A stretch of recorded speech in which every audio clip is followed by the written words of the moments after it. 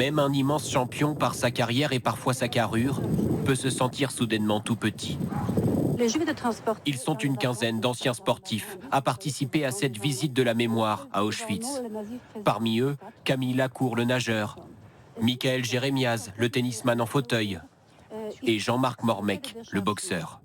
Et les enfants parce que les enfants juifs en dessous de 14 ans allaient directement dans la chambre à gaz. Au fil des récits de la guide, le groupe réalise peu à peu l'horreur de ce site, symbole de l'extermination de masse voulue par les nazis. 1 100 000 morts à Auschwitz, dont 900 000 juifs. En tant qu'ancien sportif, je trouve que c'est une bonne chose d'être là, d'écouter, d'apprendre, de comprendre et de prendre conscience des atrocités qu'il y a eu ici. Les sportifs découvrent que 80% des prisonniers étaient tués dès leur arrivée dans le camp. Les autres devaient supporter la promiscuité, les maladies et le froid de l'hiver. Un enfer que le groupe peut imaginer. Au moment d'entrer dans les baraquements, là où les déportés étaient entassés. Officiellement, un baraquement comme celui-ci nous semble était prévu pour 400 prisonniers. Les rescapés disent que souvent ils étaient 600, 700 par baraquement. Le champion paralympique Michael Jérémiaz pense aux 2 membres de sa famille qui ont perdu la vie en déportation.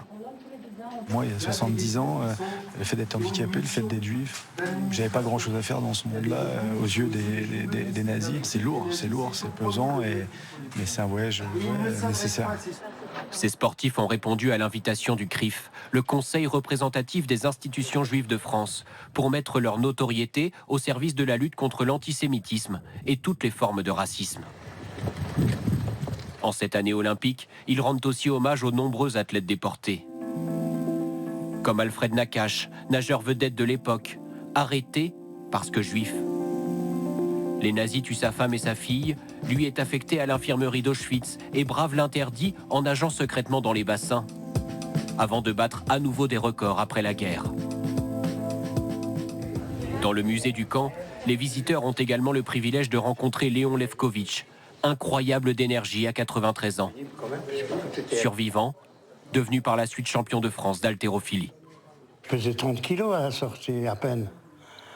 Alors, comment faire? Il n'y a plus qu'à se mettre au boulot. Est-ce que c'était une revanche aussi sur ce qui vous est arrivé ici? De quoi ça sert? La revanche, regardez ce qui se passe de nos jours. Devant ce témoignage, comme devant les chambres à gaz, reconstituées, ou pour la plupart ici détruites par les nazis avant leur fuite, les athlètes mesurent l'importance de leur rôle de messager de paix. C'est ce que souhaitait celui qui est à l'origine de ce voyage inédit, Richard Dacoury, l'un des plus illustres basketteurs français. Je ne voudrais pas qu'on puisse imaginer un jour revivre ce genre d'horreur. Donc il faut se souvenir, dénoncer, encore dénoncer, toujours dénoncer, quelles que soient les actions, elles sont importantes. Ces sportifs restés dans les mémoires aimeraient que les Français n'oublient pas le génocide des Juifs.